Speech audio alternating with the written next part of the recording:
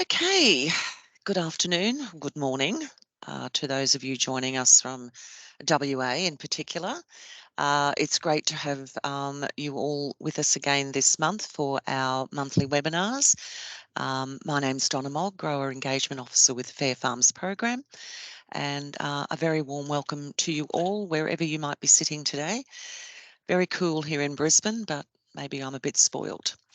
So today what we're going to be talking about are the Horticulture Award hours of work provisions, and to see how or if and how we might be able to expand some of those provisions to provide both employers and employees with some flexibility and as far as possible avoid getting caught up in too much of the overtime trap. But first of all today, of course, what we'd like to do is to acknowledge the traditional custodians of the many lands on which we meet today. I'd like to pay my respects to the elders past, present and emerging, and celebrate the diversity of Aboriginal peoples and their ongoing cultures and connections to the lands and waters of Australia. I also acknowledge and pay my respects to our Aboriginal Torres Strait Islander people, colleagues who might be joining us today. Okay, so what are we going to look at? Well, as I said, we're going to look at the Horticulture Award hours of work provisions, including the overtime provisions and a range of other things. We're going to see whether or not it's possible for us to maximise some flexibilities. We're going to look at piecework provisions and also some of the varying arrangements that are available. And we'll have a little bit of a talk just about some annualised wage provisions. So effectively what we're trying to do is to dig deep into the award and find out what flexibilities might be available to us as far as possible to avoid the additional imposition of those overtime payments. Now, obviously, we're not suggesting that we go to any measures to do that. Clearly, our aim is to have our employers meet the provisions of the award and the various standards. So it's really working within the award that we're looking at today. Now, we're going to do a bit of a deep dive first up into the horticulture hours of work. I think it's worth going over what these provisions are as they currently exist before we actually talk about whether or not we can make some changes to them. So bear with us while we just work through those award provisions, and hopefully we'll have a clear understanding of what those mean at the end of that session.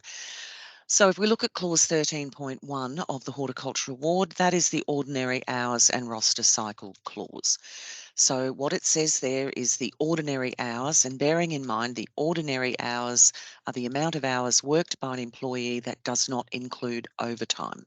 So ordinary hours, for example, in the Horticulture Award at this stage are Monday to Friday, 6 a.m. to 6 p.m. So that is the span in which the ordinary hours of work can be performed. So as we said, it's 152 hours over 4 weeks. We know that, and that averages to 38 hours per week.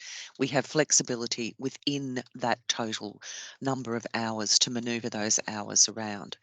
They operate between Monday and Friday inclusively, or if you can make an arrangement with with the majority of your employees, either in the section, whether that's the packing shed or whatever, or the entire workforce to include Saturday, then you can also include Saturday as ordinary hours. So you'll remember that for full-time and part-timers, Saturday attracts 150% loading.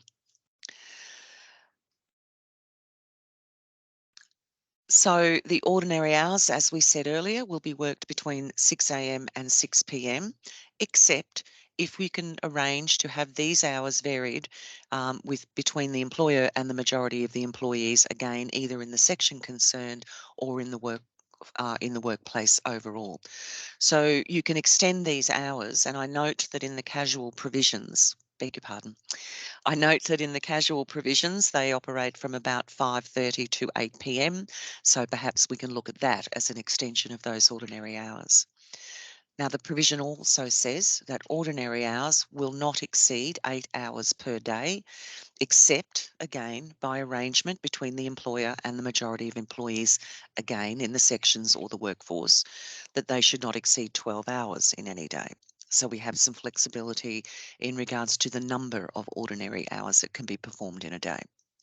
So all time worked by full-time and part-time employees in excess of those ordinary hours or outside of those ordinary span of hours will be deemed to be overtime. So when we talk about casuals, we know that the ordinary hours of work for casual employees are 304 hours over an 8-week period. So it's double that of full-time and permanents. The ordinary hours of work for casual employees can be worked at any time, and that means any day of the week. There are no weekend penalties for casuals, so you can work them on Saturday and Sunday. And it's useful to think about that when you're looking at your entire workforce if you have a 7-day operation. Each ordinary hour of work worked by a casual employee, excluding public holidays, they do attract public holiday penalty rates, between 5 a.m. and 8:30 p.m. So you see I mentioned that span of hours there earlier. So this is specifically for casuals, but between those hours will be paid at the ordinary hourly rate plus the casual loading of 25%. Where daylight saving is in place, those hours can be adjusted as necessary to take account of daylight saving. Okay, so 304 over 8, any day of the week with a span between 5 a.m. and 8:30 p.m. Outside of that span, casuals will be also paid an additional 15% shift loading. Okay, so let's look at toil, which is time off in lieu of overtime. So time off in lieu of payment for overtime. Interestingly enough, this is the first mention of overtime within the award.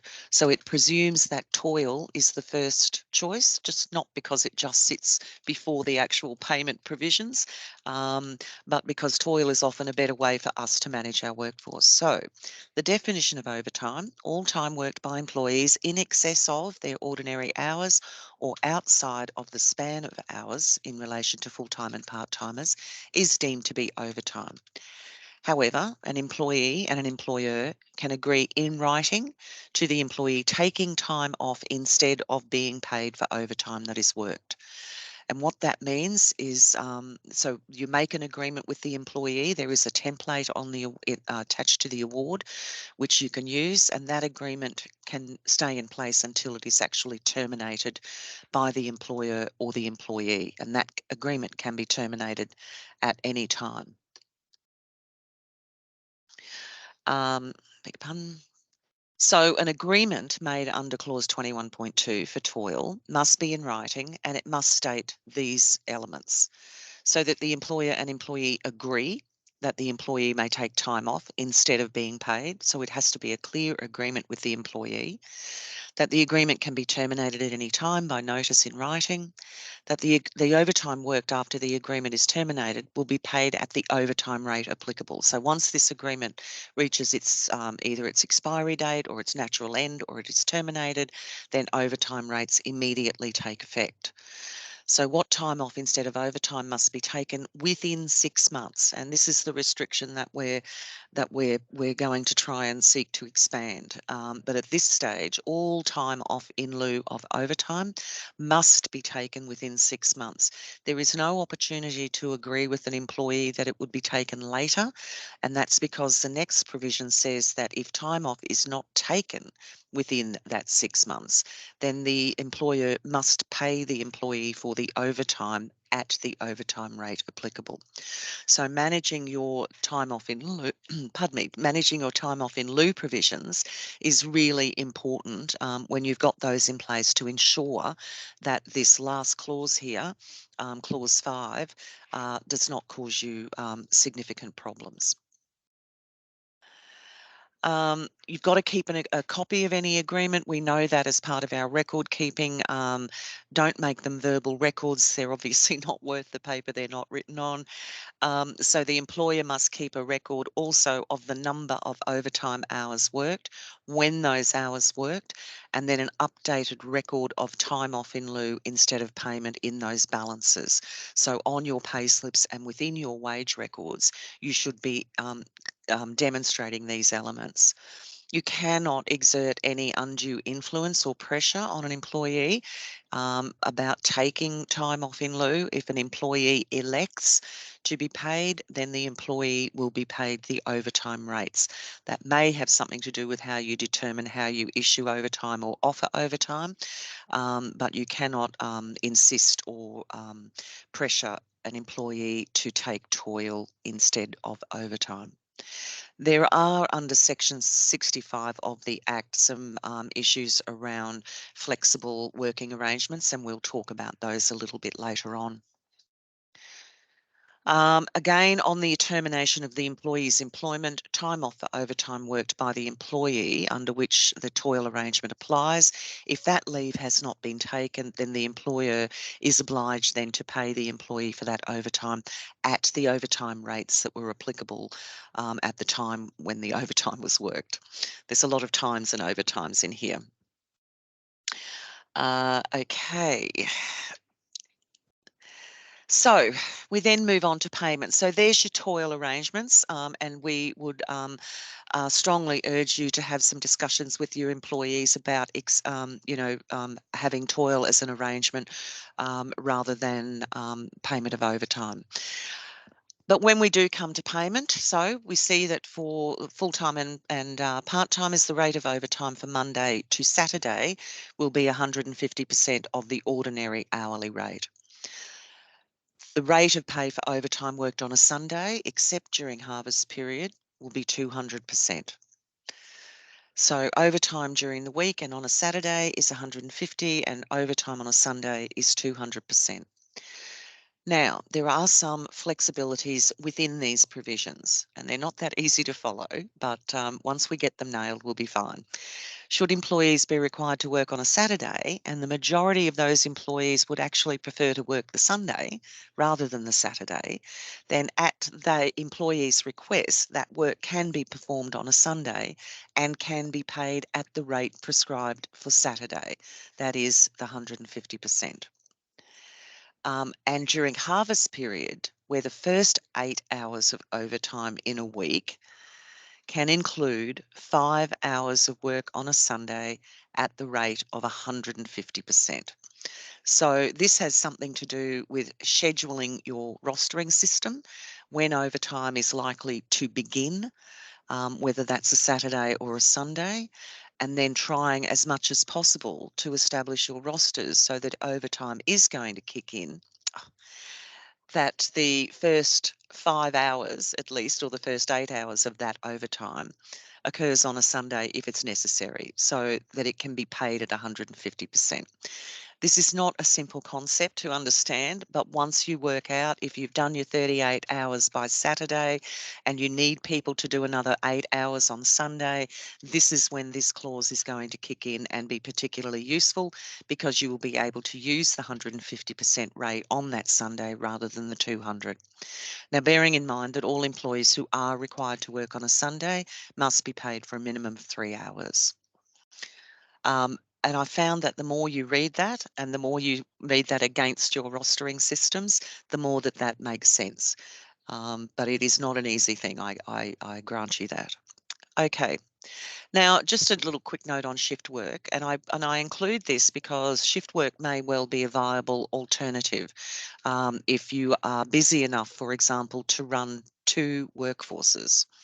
So with shift work, the ordinary hours are between Monday and Friday. And then there is an afternoon shift, which is after 6 p.m. and before midnight, or a night shift that means finishing after midnight or before 8 a.m. the next morning. You cannot direct employees to work more than 8 hours in a shift, and shift workers, whilst they're on the afternoon and night shifts, are paid 115% of the ordinary rate. So as I said, if you have a span of hours from 5 a.m. to 8:30 p.m., it is entirely possible, providing you have the supervisory staff, to run 2 workforces. So continuing on, the employer has a right to decide before the commencement of the shift work which of the shifts will be the day, and then notify employees accordingly. So the employees know that they're working on a day shift or an afternoon shift or a night shift. The employer needs to keep a roster that specifies the times where each shifts will commence and the finish and start times, or the start and finish times. Again, all time worked in excess of those ordinary hours is overtime.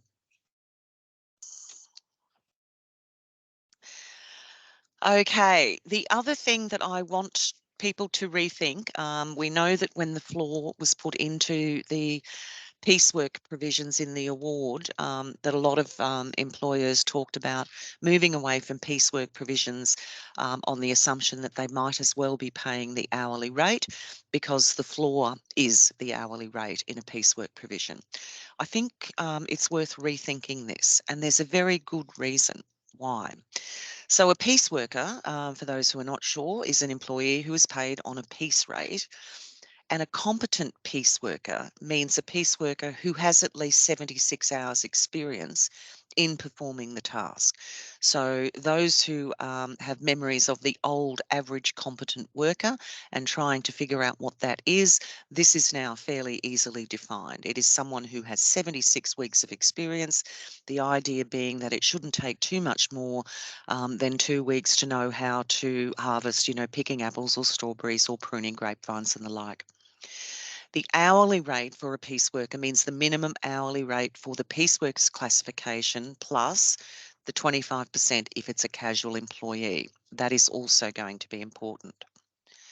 Now, the reason why I'd like people to reconsider piecework is because the following clauses of the award do not apply: ordinary hours of work, meal allowance, and overtime.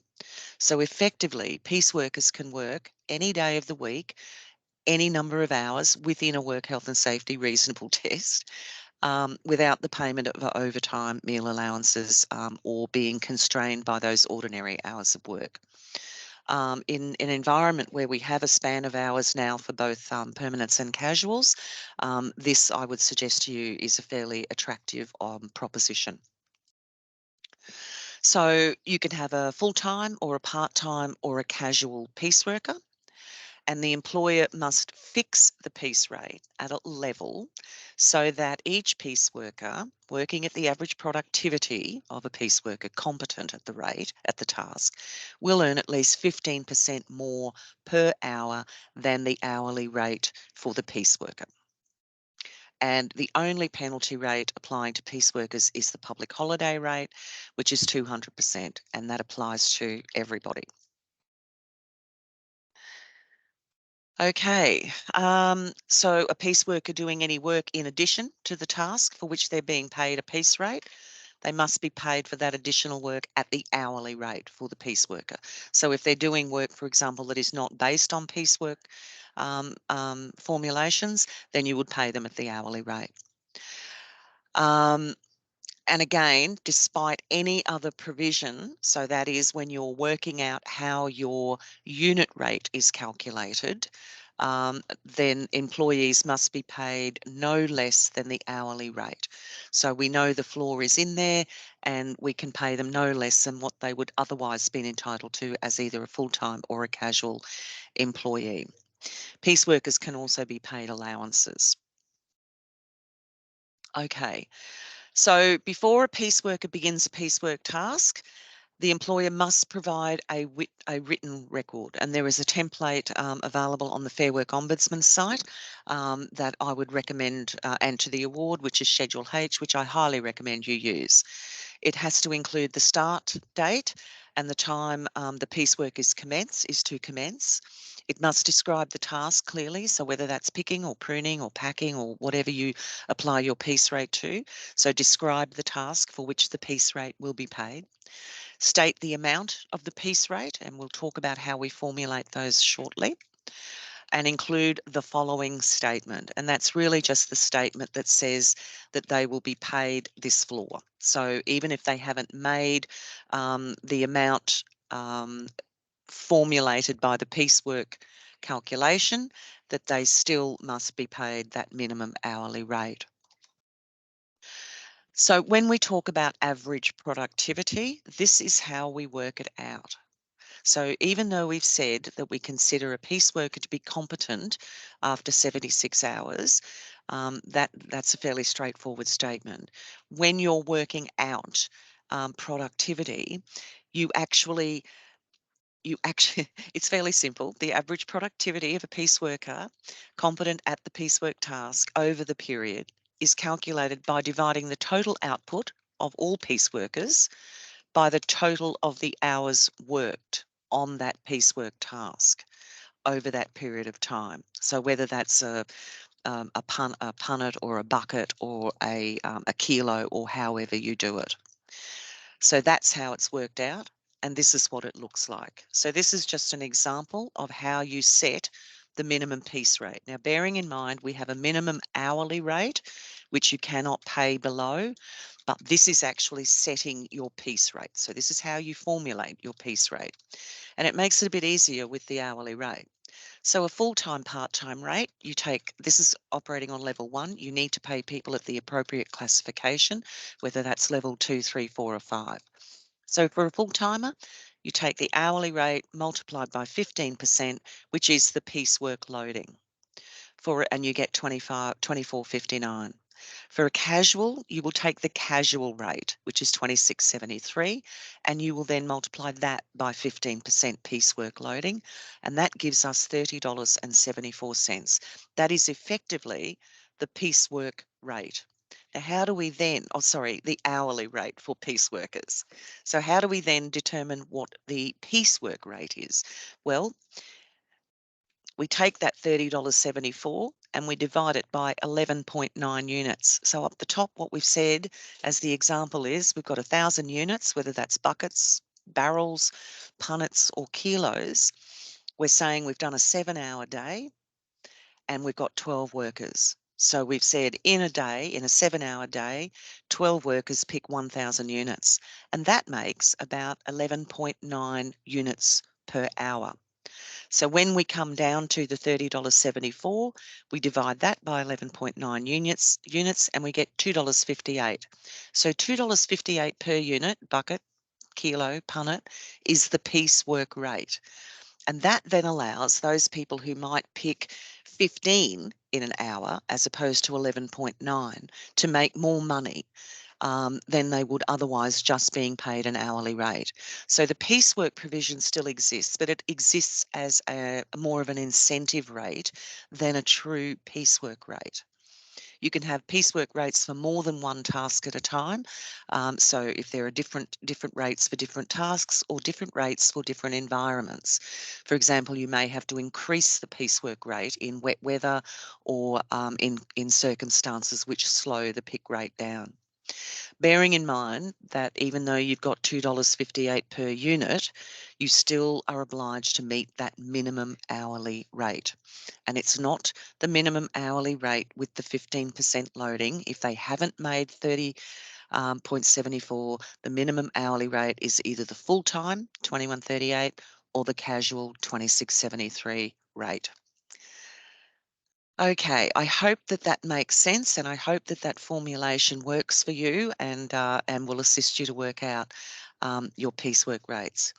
The other thing I wanted to make note of here, and this is a statement that came out of the Horticulture Showcase, is hours worked while earning a piecework rate do not count towards calculating overtime.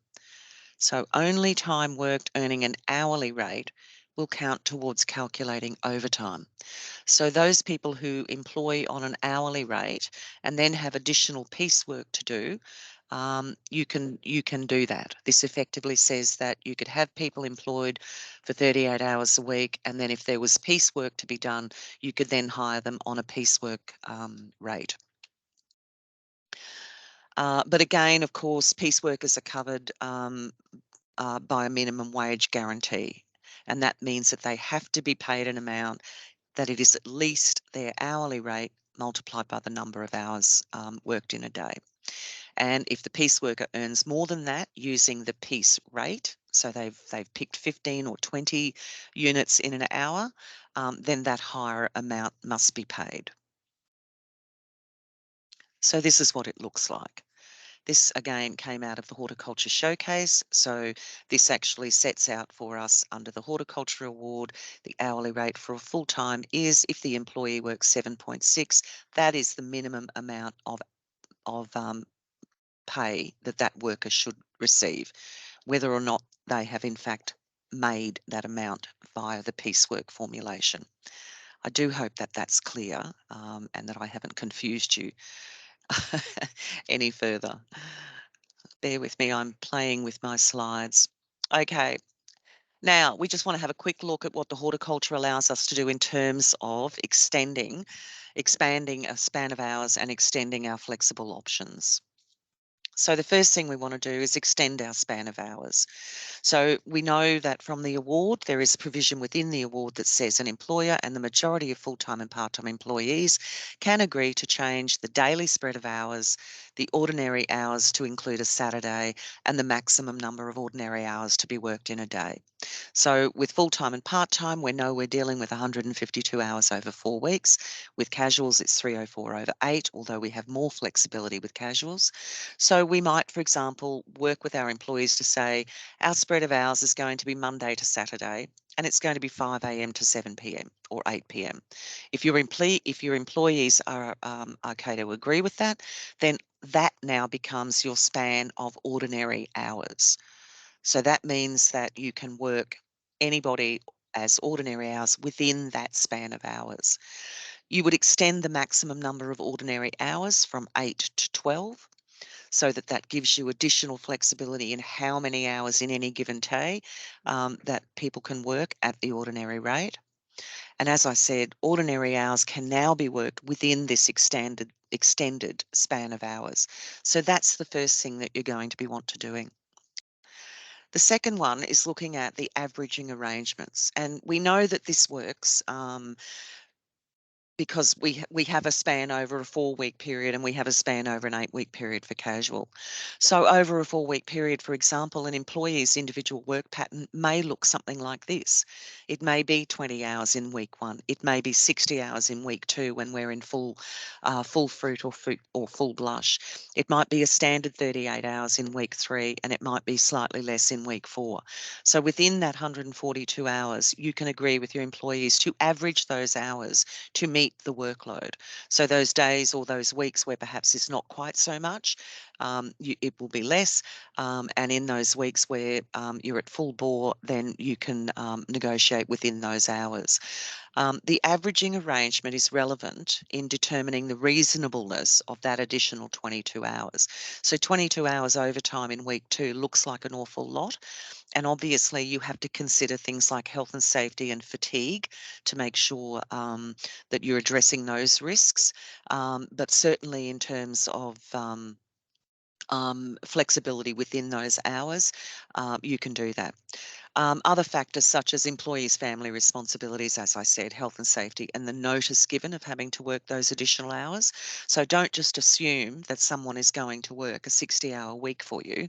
It's a very good idea to be having these conversations about it's going to be a very big week this week, but next week it might be smaller or less or whatever.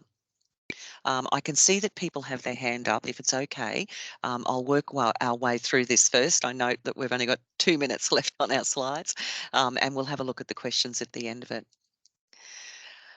Do I have to have an entering? Do I have to enter into an averaging agreement? There's no requirement to enter into this averaging arrangement under the general. Excuse me. Under the protections. Oh, tickles in the throat. It's unlawful for an employer to force an employee to make or not make an averaging arrangement, and the Fair Work Ombudsman can be involved here.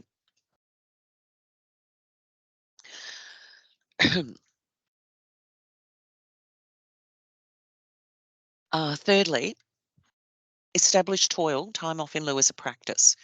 So as much as possible, talk to your employees about taking time off in lieu, and that is paid time.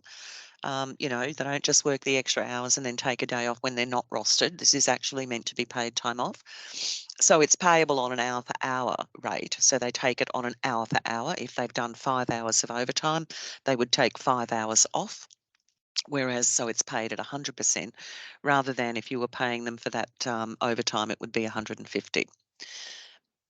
Excuse me. Be especially vigilant with your record keeping and the leave taking of that within the 6 months to avoid the payout provision after 6 months. Be mindful of your capacity to swap your Saturdays and Sundays and to pay at a Saturday rate for Sunday work where the employees agree.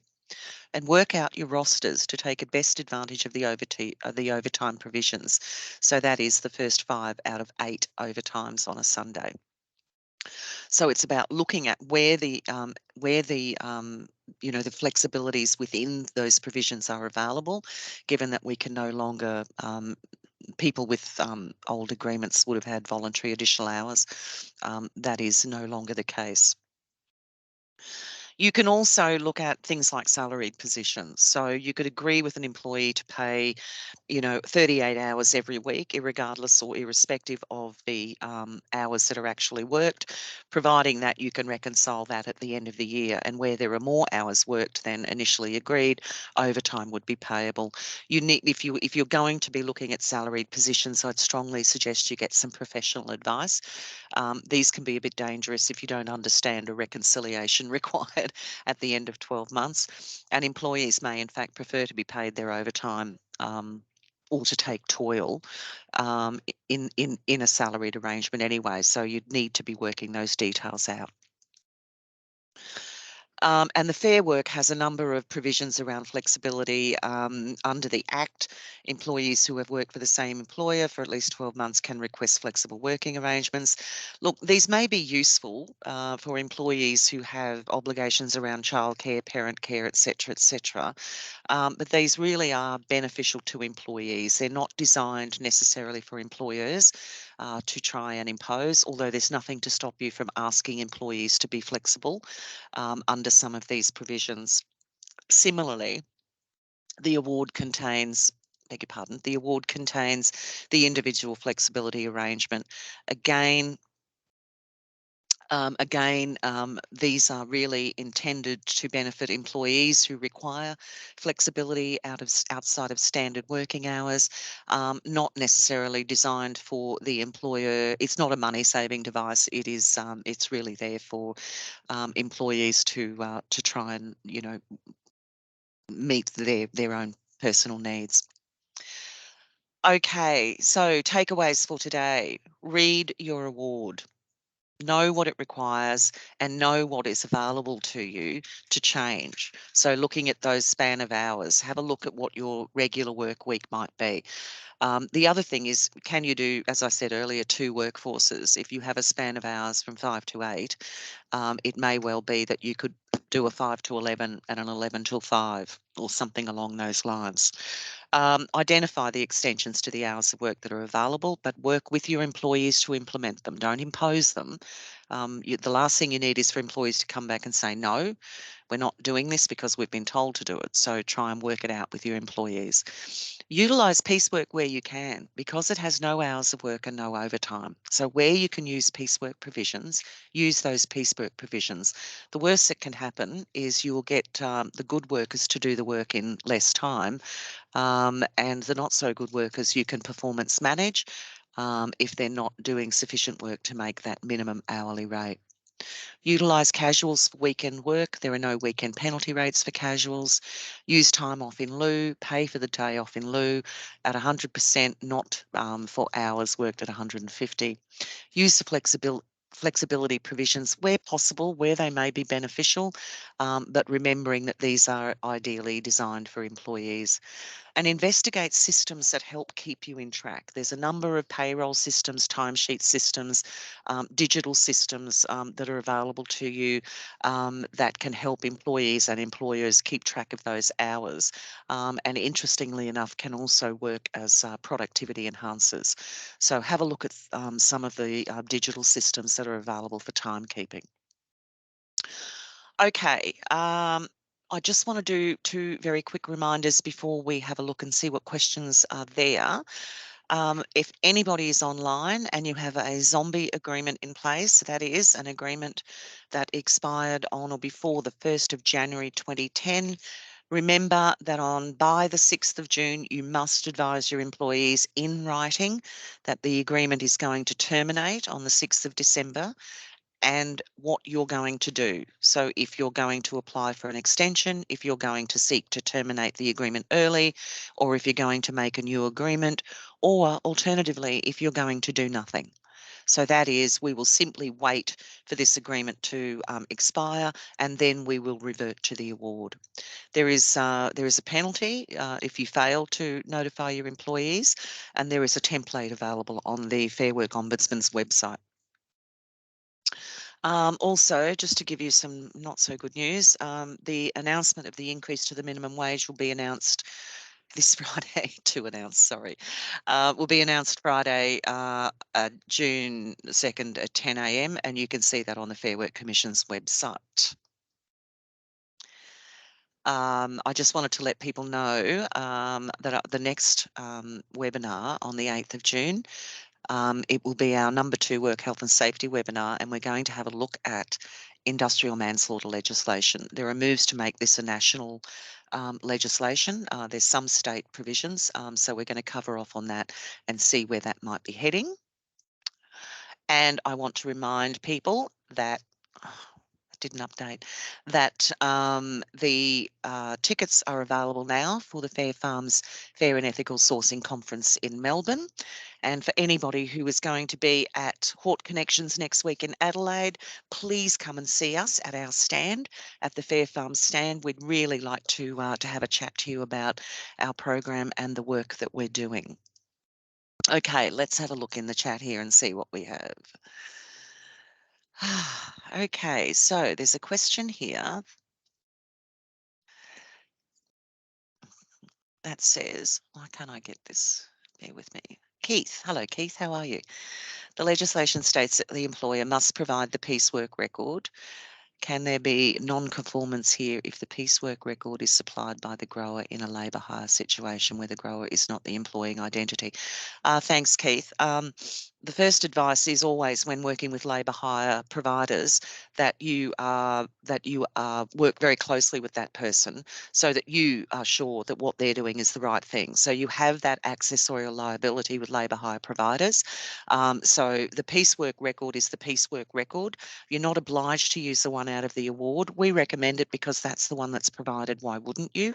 I'm not sure, what else one would need, but certainly you need to work closely with the labour hire provider to ensure that you both understand who's using what, how they apply, and how those provisions are being implemented. Is the overtime at a 4-week period all paid at 150%? Yes, unless it's Sunday.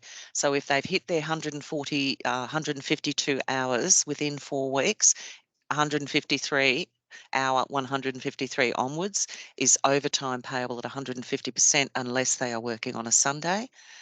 In relation to swapping Sunday work for Saturday, yeah, if your crop is picked constantly 12 months a year, but harvested all year. Yeah, look, the provision is there to allow for some flexibilities where you need it. I always imagined that perhaps the workers had a big night on Friday night and thought that it might have been a better option to work on the Sunday than the Saturday. And that was the only situation in which I could envision that occurring. But look, you need to work within those provisions. So if you're working both Saturday and Sunday, then what you might do is run into that Sunday penalty rate. Look, I hope that's answered questions. I was going to say my email address is at the bottom of the screen. It is not. So if you need to, please just email me. There we go. Email me at dmog it's actually Fair Farms, FAIRFARMS, fairfarms.com.au, or call me on that number. I'd be really happy to answer individual questions. Once again, thank you so much for joining us this month. It's gone by quickly and we're very much over time. We broke a record today, I should let you know. We had 111 registrations. I can't believe that these webinars are so popular, so it's very gratifying to know that people feel that they are getting some benefit out of them. As I said, please join me next month when we have a discussion around industrial manslaughter legislation and what we need to keep an eye out for that. Have a great week, everybody, and we'll see you in a month's time. If we don't see you at Hawk Connections first, come and see us. Thank you. Bye.